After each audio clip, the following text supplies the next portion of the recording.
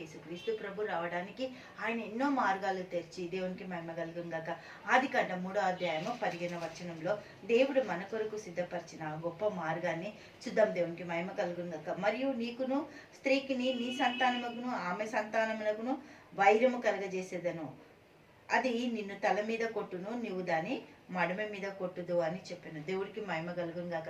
స్త్రీ సంతానం మీదికి రావడానికి అబ్రాహాము సంతానాన్ని ఎంచుకుంటూ దేవునికి స్తోత్రం. ఆదాము నుంచి హల్లెలూయా దేవునికి మహిమ కలుగును గాక. ఆదాము నుంచి రావాల్సిన ఆ ఒక గొప్ప వంశావళి అబ్రాహాము నుంచి మొదలైంది. దేవునికి స్తోత్రం. అబ్రాహాము నుంచి రావడానికి ఆదికాండం 12వ అధ్యాయంలో దేవాది దేవుడు అబ్రాహాముని ఎంచుకొని ఆయనకి హల్లెలూయా వారసుడిగా అబ్రాహాము కుమారుడైన దావీదు కుమారుడైన యేసుక్రీస్తు వంశావళిలో చేర్చబడడానికి దేవుడు అబ్రాహాముని ఎన్నుకున్నాడు. దేవునికి మహిమ కలుగును గాక. స్త్రీ ఒంటరిగా ఉండడం దేవుని చిత్తం కాదు అని సాటి అయిన సహాయం ఇచ్చి ఆయన ఒక మార్గంలోనికి ఆదాముని సిద్ధపరిచి ఆదాముకి పుట్టినప్పటికీ ఎన్ని సంవత్సరాల వయస్సు కదా, దేవునికి స్తోత్రం. ఆదాము పుట్టినప్పటి నుంచి గాక పక్కటి ముఖని తీసి తనని వధువుగా సంగముగా అలంకరించి అవ్వని ఆదాముకి బహుమానంగా ఇచ్చింది. ఈరోజు భూమి మీద ఆ పరలోకపు వరుడు కొరకు భూమి మీద మనము వధువులుగా అలంకరింపబడడానికి నీకు నాకు ఇచ్చిన ఆధిక్యతని నెరవేర్చడానికి దేవుడు ఆది కాలంలో నుంచి హల్లెలూయా అలంకరణ చాలా ఇంపార్టెంట్ అంట. 1 పేతురు 3వ అధ్యాయంలో దేవాది దేవుడు మన కోసము ప్రతి అలంకరణ ఎంత చక్కగా రాపించి మన ఒక జీవితాలకు అలంకరణ మనం అనుగుణముగా చేసుకునేటట్టు 1 పేతురు 3వ అధ్యాయము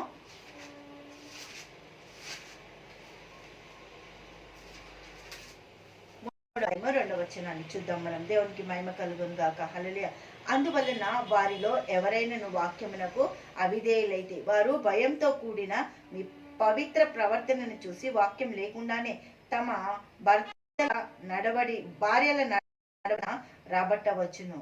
జడలు అల్లుకొనుటమును బంగారు నగలు పెట్టుకొనుటయు దేవునికి మహిమ కలుగును గాక.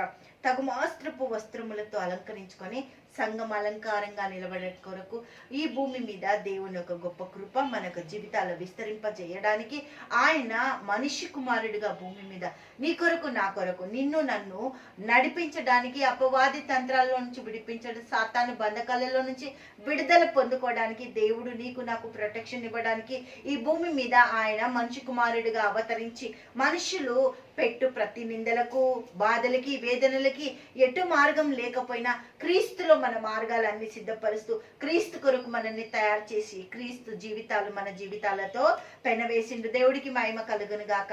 దేవుడు ఎన్ని గొప్ప అద్భుతాలతో ఆశ్చర్యకారాలతో మనల్ని నడిపిస్తుండు. దేవునికి స్తోత్రాలు చెల్లిద్దాం. హల్లెలూయా.